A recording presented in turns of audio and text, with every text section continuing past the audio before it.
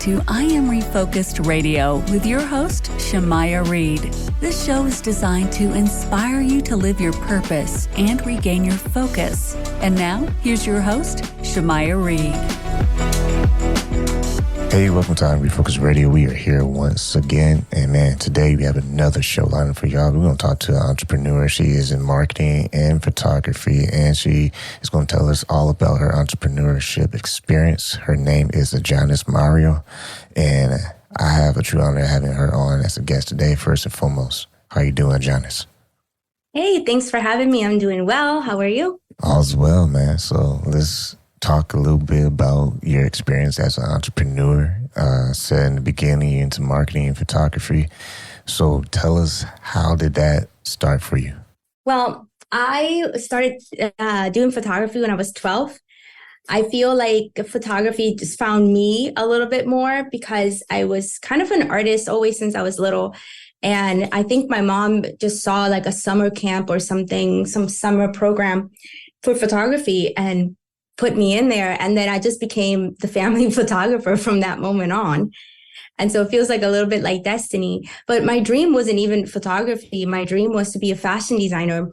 So in a way, I feel like when I went to get my degree for photography that I was settling, but it's because I couldn't connect that it was something that actually was finding me instead of me finding it. So it was interesting. But a photographer is an entrepreneur. There is no other way to look at that. Even if, you're going to apply for a job, you're selling yourself, you're selling your images. So it made sense that I was also kind of like destined to be an entrepreneur because I really can't work for people. I was in the military, but I am not good with, being ordered around. So it's interesting that I'm able to put something that was like a childhood fun thing with something that I could do and help people all around. That's awesome. So first, thanks for your service. Would you mind telling us a little bit about your experience being in the military? How was that for you? Okay, well, we got to dig back into the 90s. No way. Yeah, I was in the military around 1997. And quite innocently, I joined it to get some of that college money coming up in a Hispanic community with, kind of impoverished conditions. It wasn't like, our parents were able to, if they wanted to save for college. And so when the opportunity came to go to college and I found that that was the only way to do it, I joined. And a couple of things happened. I think that I feel really, really proud of myself for doing something. I feel brave. At the time, I was focused on going to college, but now, I'm like 100 pounds, 5'2". I'm a very small person. I was like, man, that's pretty brave for being so small in tackling something like being in the service. I feel military people should be like tall and strong. But, I really was doing it for the college money. But what I got is a lesson that I still to this day is important to me, which is integrity. I don't think any other institution that I've ever been a part of kind of hammered that in more than the military. Now, I don't know that they really meant real integrity. They meant loyalty. But because for me, it was one and the same, it was easy, at 18 years old to really get value out of doing the right thing when no one's looking. And I keep saying it even now as in my companies, in my entrepreneurship, I always tell people like the power that you have is who are you when no one's looking? That is real integrity. It's easy to be an upstanding citizen in front of the police, right? But when no one's looking and when you can get away with it. And the military really hammered that in. And I understand it's because it's so easy. It's so easy to fall into all kinds of traps around money and God-given, like somebody ended up in like a war situation.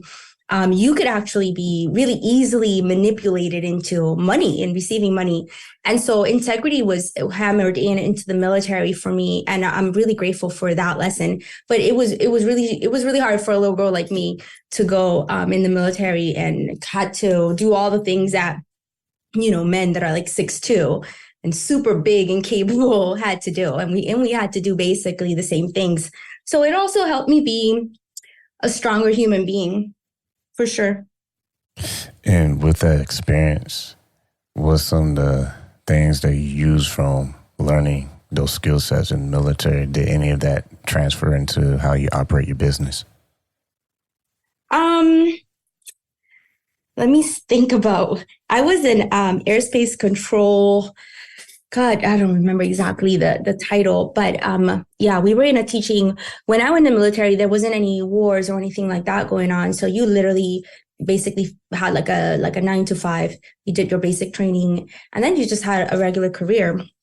So a lot of the things that I was involved in was training. But I think that I became a good teacher because of the military. And oftentimes we learn what to do from experiencing what not to do.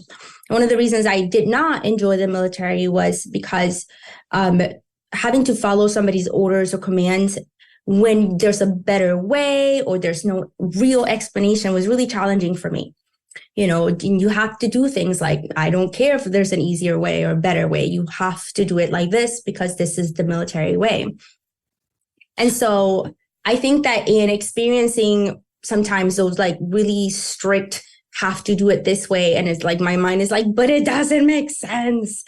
I learned to be a teacher where I like to really explain and help people understand the why the things need to happen. So I feel like besides teaching the integrity and really driving that in for me, being a good teacher because of the bad teachers. And I wouldn't say that they were bad intentionally. It was the military. You know, they were shaping really young, inexperienced people into full-blown soldiers.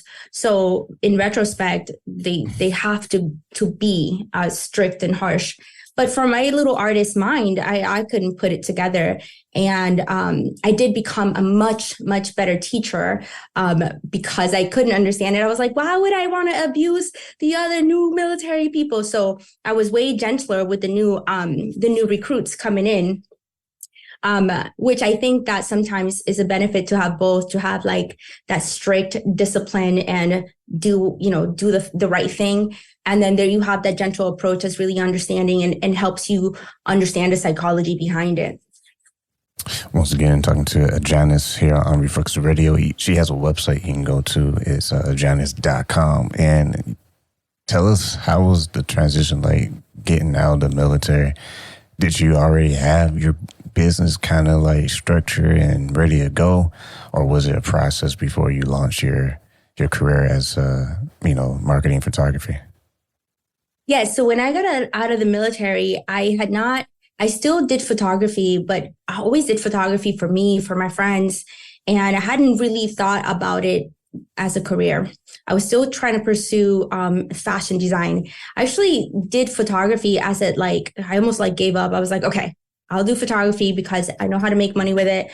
I'm pretty good at it. It feels really easy and familiar. And I tried to do photography in the military. Those careers, at least back in the day, they weren't that many. You know, you didn't really have that many things going on to go document and photograph. And oftentimes you had to go into like a war situation or something like that. So really high risk. So it required a different level of training as well. But once I had gotten out of the military and I'd gone through a divorce, I found myself doing like work, but I was just like, completely dissatisfied. And I just made a decision and I was like, I'm either going to pursue photography and try to make money that way because at least I like it, or I'm literally just not going to know what to do because I couldn't stay employed, not because I wasn't good. It's just that I couldn't stand being in these environments that like made no sense to me. And so after spending some time in Florida in school, I was a single mom. So I took my daughter to Florida from New York and we just, me and her in a single bedroom apartment, we made it work for a couple of years until I started to really develop my portfolio and started getting work around model agencies that just needed new talent to test. And eventually ended up working as the head photographer in St. Pete, Florida. But after like maybe nearly 2 years, they started to send all that work to one location, where before dealers had multiple, regions throughout the United States. So once that happened, they closed all the smaller regions, my region being one of them. And then I found myself moving to an area that had no fashion or commercial photography at all. It was all like kids' portraits so I struggled around finding a job for so long that it really became that I had to open my own business. And when I was in New York, West New York and Buffalo, New York, and I couldn't get any, actual employment in photography, I opened a studio and ran like a Groupon and like made more money that week than I had made, in months and months of trying to make it happen with a job. So that really, it showed for me that there was probably more for me in entrepreneurship anyways. And so that kind of started it off. And that's cool. So kind of tell us your process, because when you started, you sound like you hit a gold mine, but was it all rainbows and sunshine, or did you have those dark spots where you had to be like, man? Yes, absolutely. A lot of roller coasters. I think that when you're an artist, a creative, and an entrepreneur, there's so many ways that you want to express yourself, but there's only one of you. So sometimes you're having to develop some patience and learning some skills. Being a good photographer doesn't make you a good marketer. Being really good with people doesn't make you good at sales. So sometimes I had to gain some other skills. I couldn't just rely. When I was in college, I did good work. So I started to gain a reputation, but I was also a student. When you're on your own, you have to learn skills like, lead acquisition and things like that they don't necessarily teach you in college. And so there were many times where, for example, when dealers closed and I had to start my own thing, there was many, many months where I was like, okay, what are we doing here? And for me, it always goes back to I'm a metaphysical instructor and I'm getting my PhD in metaphysics. And so it always went back to dealing with the mindset around it, because I think like any career worthwhile, maybe like fame and fortune and big things, you really got to learn to develop that tough skin. And for me, tough skin is really nothing outside of more self-care and self-love and a ton of compassion. Because I think when you're, young and ambitious, it's easy to not make something happen within a month, within 6 months, and assume that you're no good, assume that it's over. So right now I'm 45 years old and I've been doing photography since I was 12. So this is not something that I think I will ever be like, okay, I'm 60, I'm done. Because it's, lucky for me that I really do love it and I really do enjoy it. I think the secret to entrepreneurship is to understand in those low times, you need to educate yourself. You need to figure out what it is that you don't have, that you don't possess, and try to improve those skills, right? As you're improving your skills, you gain the confidence. I just remember that there was many times that when I acquired a new skill, it wasn't that I was acquiring new clients. It wasn't that I was acquiring more fame. It was a new skill that made me excited about photography again, that somehow, some way was easier for me to communicate and to market better and to talk to the right people. And I learned to utilize those low moments to educate myself and use that education as a momentum to relaunch my enthusiasm and get out there. Because definitely entrepreneurship is a roller coaster. Definitely, for sure. Once again, listen, I Am Refocused Radio, talking to Adjanys. You can go to her website, adjanys.com. And real quick, there's no way you're 45, by the way. But when you look at how you've been able to grow your business, isn't that that's like the most inspiring thing you can ever experience? When you take an idea and now your idea, you're living in it. It's not easy to do. It's super tricky. It can be very difficult. And like to your point, there are times where you're going to be like, man, why is it not hitting the way, I want to hit? It's not taking off, the way I want to take off. And then when it does, it's almost like you just go to another level but then you try to reach another level. You see what I'm saying? So like you always go into these ceilings and these floors. It's like a roller coaster. Like, man, I made these accomplishments, but then I feel like, oh shoot, I'm in this dark space again. But then you see what I'm saying? So for you, how you keep that balance of, man, this is my passion, but at the same time, I'm human just like everybody else. You know, it rains sometimes. How you stay in that mindset of not giving up on yourself? I'll tell you what, sometimes the giving up on something, I don't think we give up 100% of ourselves. Like, you know, maybe just lay in bed and never move, maybe just depressed. But sometimes I had to give up photography for a little while because I had built so much on it or against it per se, that it wasn't something that was facilitating my happiness anymore. And so I remember talking to a mentor once, a spiritual mentor, and I was just like, I'm done. I'm not doing photography anymore. I'm just like so over it. And she like literally is like, please do not. And I have this really strong rebellious side when somebody tells me to do something, you know, I want to do just quite the opposite. So I did put it down for a while. And what that gave me was the space to explore other avenues. And when I came back to it, it felt new again. It felt awesome again. And so I still like really think that knowing what to do in the moments that you don't know what to do is really important. And another thing that I learned was that sometimes we think success is like an arrow that starts from like one corner and it goes straight up in the air. And it's more like a wobbly line. And it's like a roller coaster. It's tracking upwards, but it's like up and down, but it's always tracking upwards.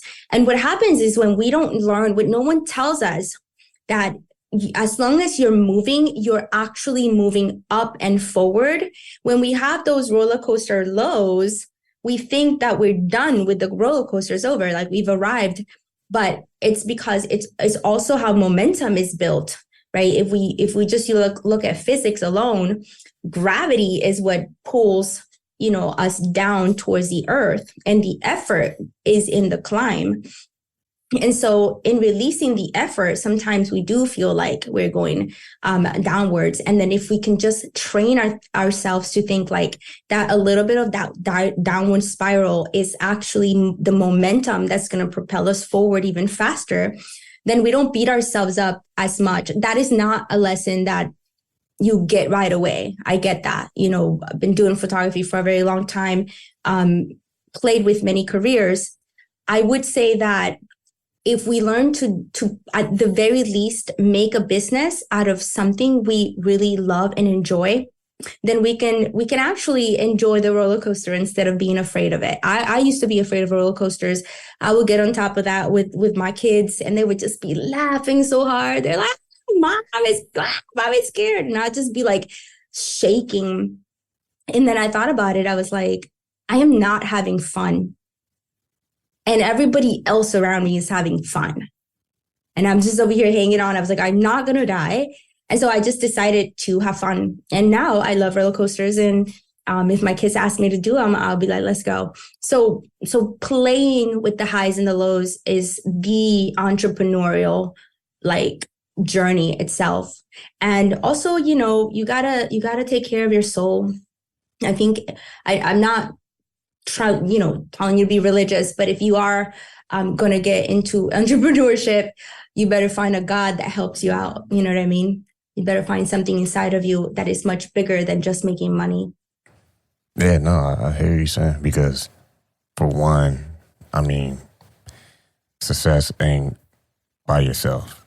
You always have something, source something, someone, mentor, somebody who kind of gives you that moral compass. Like I like saying, return to home base, you know, because home base is where, you know, the truth is. And and that is your guiding space. Then you always be able to bounce back when you hit, you know, those tough spots, you know, like playing video games, Mario Kart, you hit that banana peel. You can't quit, man. You're still in the race. And I like your point about, you kind of went back and forth with the analogy of the roller coaster, but then like being actually on a roller coaster. And I like the part when you talk about wait, everyone else is having fun. Why am I so uptight about this? I think that's a good point because, truthfully, I mean, there's probably a lot of entrepreneurs who are going through some crazy battles themselves. And I feel like this week I've been talking to my guests and we keep touch on this. I feel like it's important that people realize when they listen to these shows, yeah, I'm talking to some pretty cool people like, Adjanys doing her thing as an entrepreneur. But don't think that just because you're going to choose a career or choose, your business that you're just going to have some kind of magic wand that's going to bless you all this, funds and opportunities. Like you said, the roller coaster is going to happen. You're going to have high points and low points, but it's how you basically handle the pressure. And sometimes, like you said, you have to have self-care and take a step back so you can breathe a little bit and then let that flame get hotter so that when you come back with more experience, you come back with more passion, and you kind of just double down. 100%. Everybody loves a comeback story. We got to fall in love with our own comeback story. Like nobody's just up there all day. Like even musicians, anybody, boxers, anyone you can think about that's great, that it's admirable, that is, someone to follow, to look after. They have had the moments where it's time to train. I mean, it's football started, right? Like before that, all these men were training. They weren't just drinking beers, watching, movies. So we forget that there's preparation. And then it's the same thing in my military experience showed me that at the end of 7 weeks, can I curse? You can do whatever you want. You're good. Okay. I was a goddamn soldier. You know what I'm saying? I didn't go in a soldier. Yeah, if you're beast mode, they wouldn't need you if you were already a beast. I had to carry, if a grown-ass man fell next to me, it was my job, my duty to carry him. I couldn't have done that just fresh out of high school, never doing nothing. So I had to break down, in a physical sense, the weakness out of me. And that was not easy. I remember calling home crying, and my mom was like, I don't even know what you're saying. Because I would cry so hysterically, she couldn't understand me. And I'm pretty sure I was like, this is a mistake. Help me. Right. Because you're waking up at 4 a.m. to a trumpet, going to sleep at 10 in the 11 o'clock at night after every single day doing PT exercise every single day. And then on top of that, the enormous amount of brainwashing that they have to do, because you got to have the physical strength and the mental stamina for being a soldier. So if we can take that like entrepreneurship as being like you're a soldier for your business, right? Like, are you going to be weak and sad and alone, or are you going to be the type of person that you got to wake up at 3 a.m. and run 2 miles because that's what's required? That's integrity. I think the biggest mistakes entrepreneurs out there are doing currently is telling people that it's easy. Yeah. It doesn't have to be easy for it to be rewarding. Man, you preaching today. I think that's an excellent point, because I want you to kind of touch on that even more for our audience, because I feel like people, not everyone, just disclaimer because you can't do that on shows, but there are some people out there who they're so excited, right? And like to your point, they forget the grind that's required. And I've always been try to surround myself with, smarter people, and especially people on the show that get on, they say all these amazing things. I remember someone telling me like, man, if it's really worth it, man, it's going to cost you something. And I feel like we have to remember that. Like, if we really want to be about that greatness, do we really want, that opportunity to have a great career or be in your own business or whatever it is, you just fill in the blank. That's your story. That's your life. You get to make the choice. It's your duty. It's your honor to do that. No one has to tell you that you're going to be a basketball player, or you're going to be a doctor, or you're going to be military, you're going to be 9 to 5. And you know what? We should stop,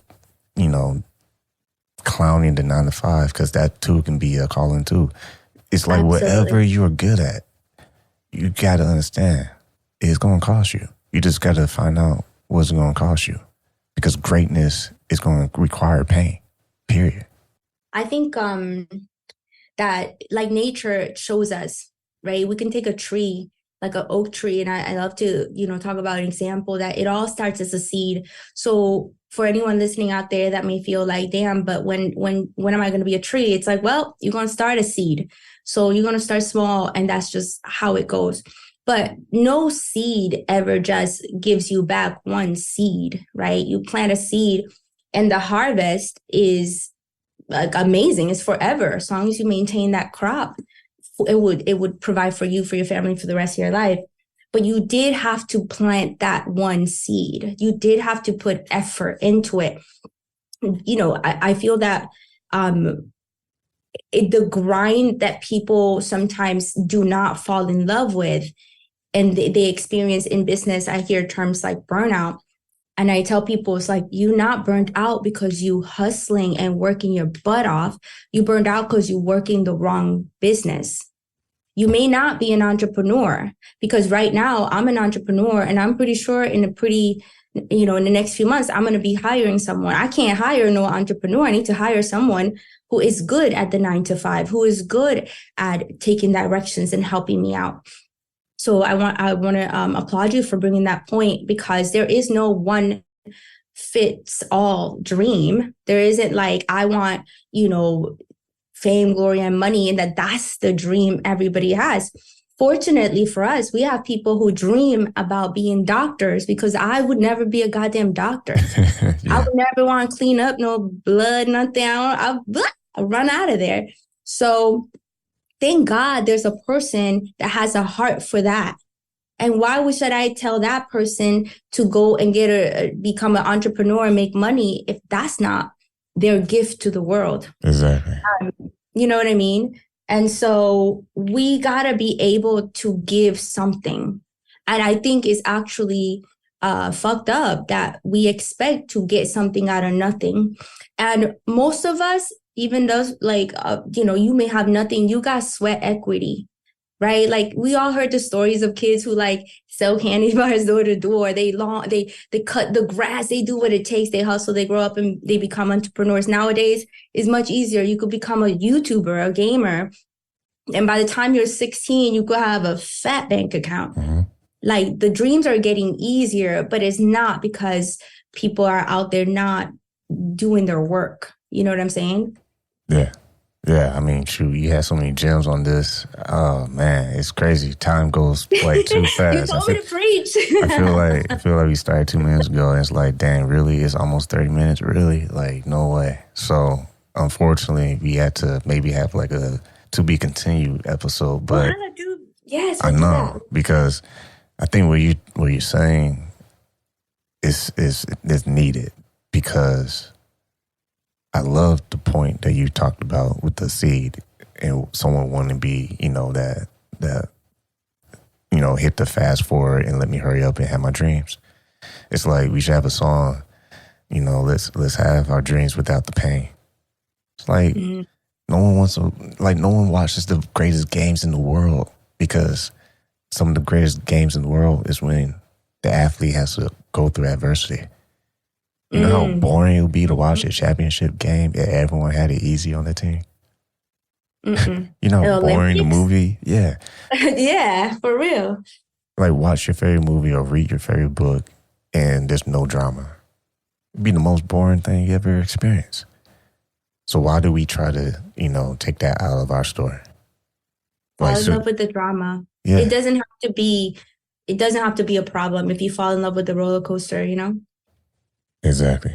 Man, I'm not going to touch nothing else. Once again, talking to our guest today, Adjanys. You can go to her website, adjanys.com. People who want to look you up for your marketing and photography, what's the best thing that people can do to support what you do?